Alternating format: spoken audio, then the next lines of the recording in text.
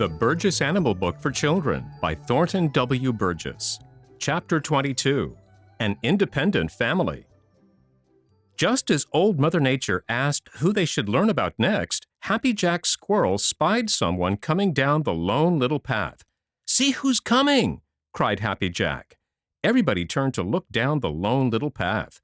There, ambling along in the most matter-of-fact and unconcerned way imaginable, came a certain small person who was dressed wholly in black and white. "Hello, Jimmy Skunk!" cried Chatterer the Red Squirrel. "What are you doing over here in the Green Forest?" Jimmy Skunk looked up and grinned. It was a slow, good-natured grin. "Hello, everybody," said he. "I thought I would just amble over here and see your school. I suppose all you fellows are getting so wise that pretty soon you will think you know all there is to know. Have any of you seen any fat beetles around here?" Just then Jimmy noticed Old Mother Nature and hastened to bow his head in a funny way. "Please excuse me, Mother Nature," he said. "I thought school was over. I don't want to interrupt." Old Mother Nature smiled. The fact is, Old Mother Nature is rather fond of Jimmy Skunk. "You aren't interrupting," said she. "The fact is, we had just ended the lesson about Flitter the Bat and his relatives, and we're trying to decide who to study about next.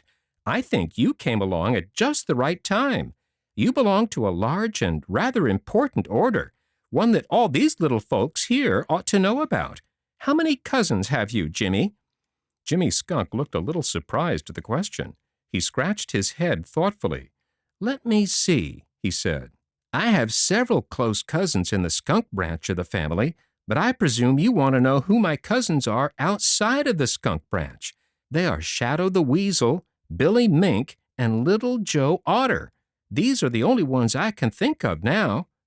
"How about Digger the Badger?" asked Old Mother Nature. A look of surprise swept over Jimmy Skunk's face. "Digger the Badger?" he exclaimed. "Digger the Badger is no cousin of mine." "Tut, tut, tut!" chided Old Mother Nature.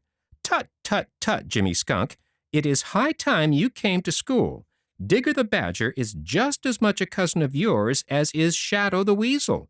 You are members of the same order, and it is a rather large order. It is called the Carnivora, which means flesh-eating.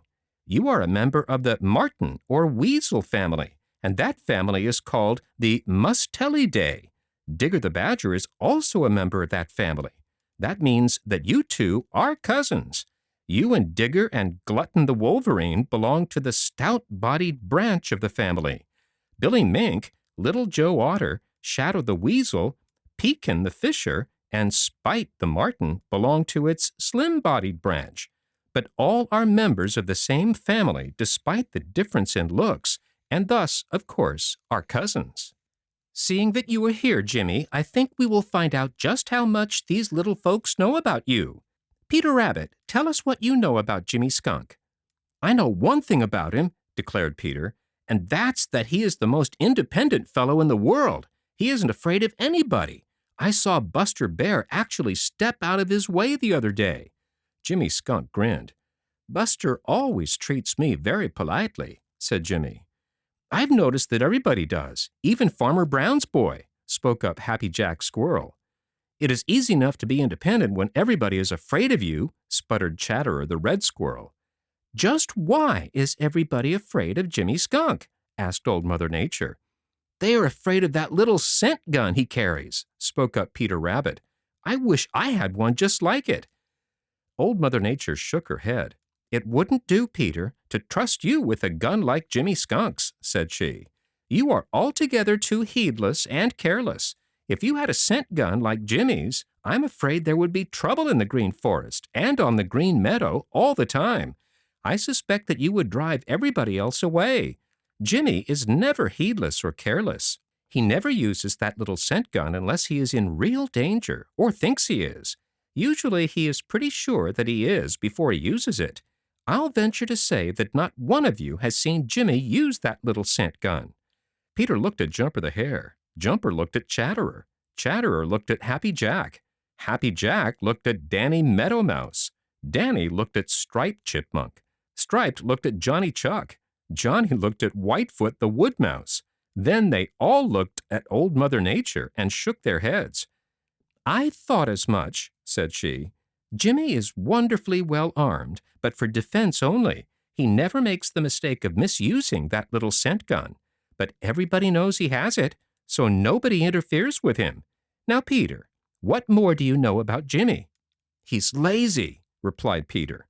"I'm not lazy," retorted Jimmy Skunk. "I'm no more lazy than you are.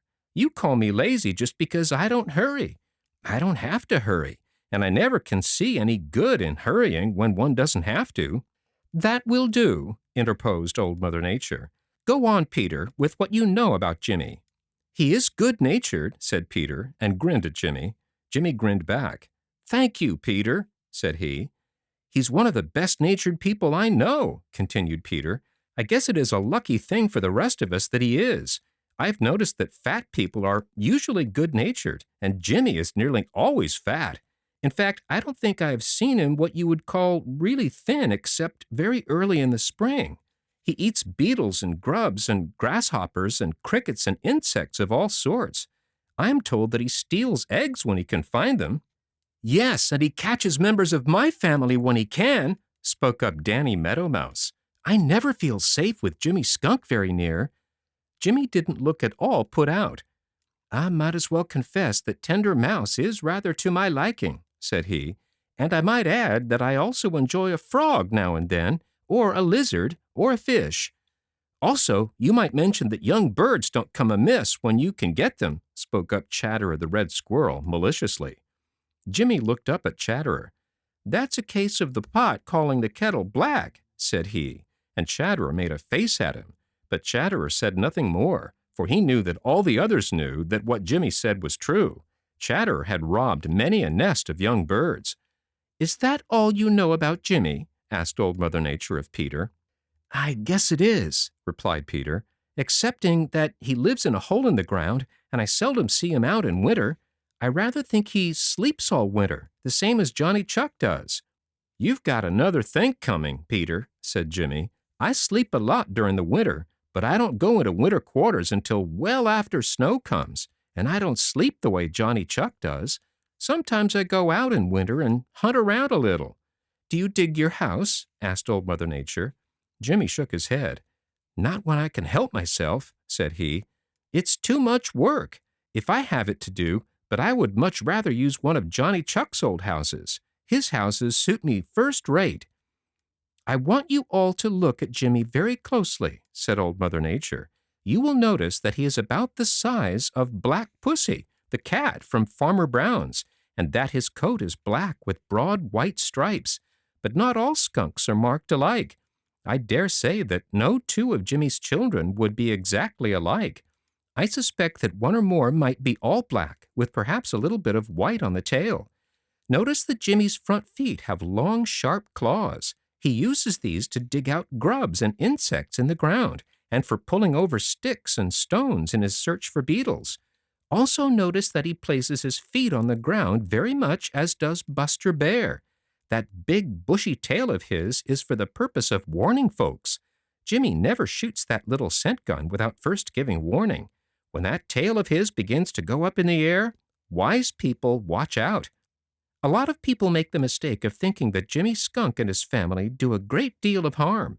The truth is, they do a great deal of good to man.